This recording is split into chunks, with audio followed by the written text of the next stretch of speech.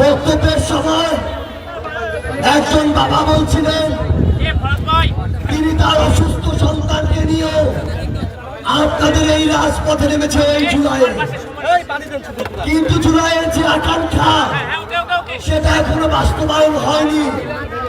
তাই আমরা কেন জুলাইয়ের আকাঙ্ক্ষা বাস্তবায়ন হওয়ার পূর্ব পর্যন্ত এই রাজপথ ছেড়ে না দেই। নাটোরের সংগ্রামী জনতা, এই নাটোরে কি কোনো চাঁদাবাজের ঠাঁই হবে? দখলদারের ঠাঁই হবে? সিন্ডিকেটের ঠাঁই হবে? মাদকের ঠাঁই হবে? আমরা একসাথে জুলাইয়ের স্লোগান দিয়ে 1 মিনিটের জন্য এই নাটোরকে কি প্রকম্পিত করতে পারবো?